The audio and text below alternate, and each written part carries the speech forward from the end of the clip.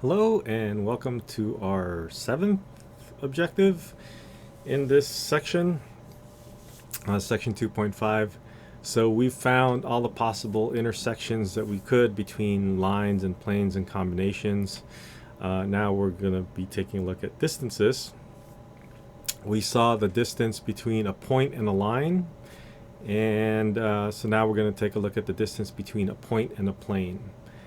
Now, this is going to require a projection problem where we're going to take a look at the scalar projection, and so we'll try to remember that formula as we go along. Okay, finding the distance between a point and a plane. Now, let's suppose that we have a plane written in this way, the way we've been writing it here in my lectures. I have to warn you that it might be written a little bit differently in some places, so just make sure that you have ax plus by plus cz is equal to a d value that we have. And remember that d value is some dot product, and so we'll read along. We have a normal vector ABC, and then let's assume that the point Q is on this plane, and that point Q is x1, y1, z1. Maybe we can start drawing this out here as we're reading along. So we have a plane, and this plane has a normal vector. So the normal vector is going to be ABC.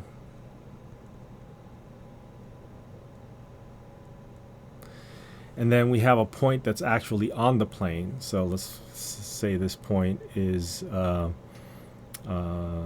Q, I think it was called Q. And this is x1, y1, z1. So it is important to note that because this point is on the plane, that this dot product n dotted with Q is actually going to be d, and that is the very same d that is part of our scalar equation, because you remember that's how we got the value of d. Next, we're going to take a look at a point P that is not on the plane. So this is our point that's not on the plane, and we'll call that the point P, and we'll call it x naught, y naught, z naught. Okay, so what we'll do is we'll find a vector v that connects P and Q. So what we'll do is we'll connect these 2 points and make a vector out of that. So that vector is whatever it is, and unless that vector is perpendicular to the plane, then that length of that vector is going to be exactly the length that we want. But it probably is not. Because you have an infinite number of choices in Q to choose from, and you'll be really lucky to have that to be perpendicular vectors. So what we'll do is we'll project this vector, and let's move this vector around a little bit. I'm going to move this vector v. This is the vector v. And then I'm going to put it tail to tail with our normal vector n. So our normal vector n might look like that. So this is your n, and this is your v.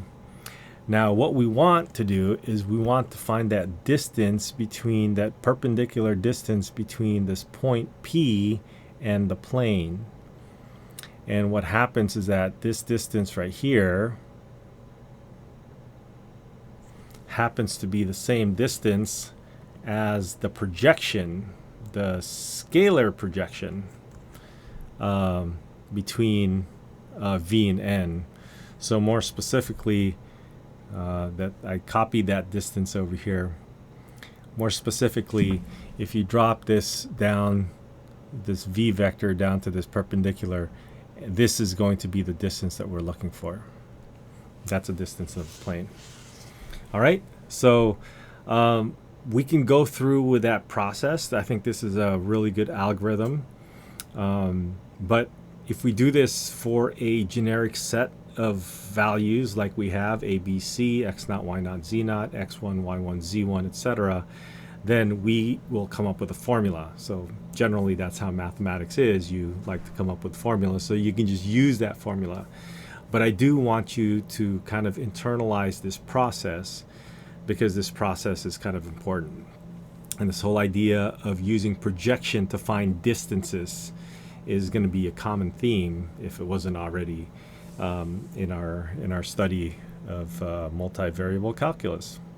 So our distance is going to be the scalar projection. If you remember, that was the COMP version of the projection of v onto n, so onto our normal vector.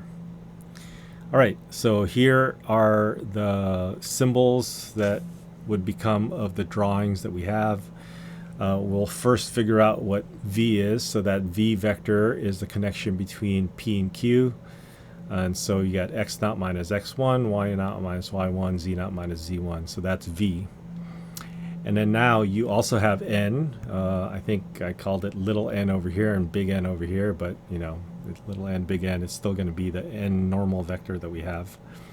And the component projection, if you remember, is going to be the dot product of the two vectors that are involved here, v dotted n, and I think my dot product needs to be a little bit bigger here, divided by the magnitude of whatever you're projecting onto. So you're projecting onto n, and that's what we want to be in the denominator.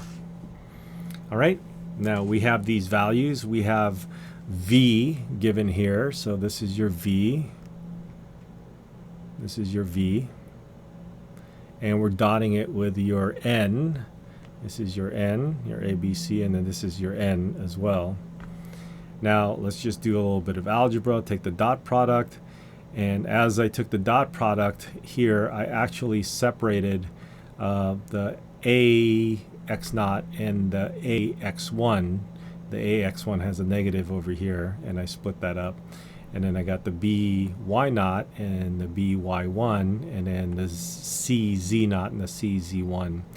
So the ones with a sub 1 are all negative. You can see the negative values here.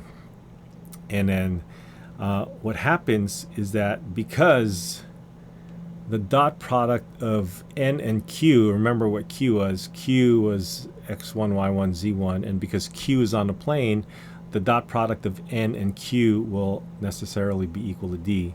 So if we imagine, maybe I'll say that here explicitly, n dot q is equal to ax1 plus by1 plus cz1, and that is equal to d. So I took out the negative signs here, and then so that I am left with d with a negative sign in front.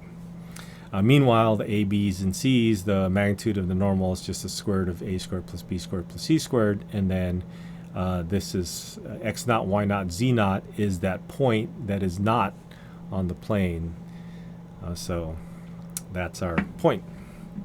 Okay, so this is our distance formula, and now it's a nice compact distance formula that we can use. And let's do this problem by actually using the distance formula instead of going through that process that we did. All right, so once we know this, it becomes really super easy. We have our x naught, y naught, z naught as the point that is not on the plane, and then we have our ABC here, so our n normal vector is 2, -1, -3, and then we also have our d is equal to 5. So really, we are all set.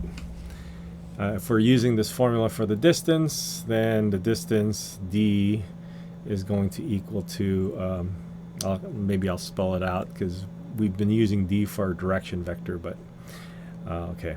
So we have a, so that's 2 times 1, that's x naught, plus b is -1 times y naught is 2, and c is going to be -3, and then z naught is -3.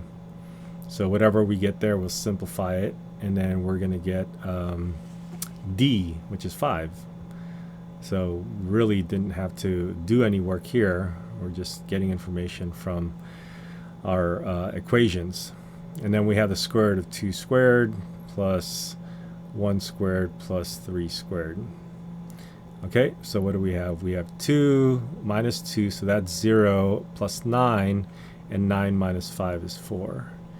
And then we have the square root of 4 plus 1 is 5. 5 plus 13. 5 plus 9 is 14. Right? Yes. Okay, so we have 4 over root 14, and that is our distance. All right, so this formula is great because it makes this really just a plug and chug kind of problem.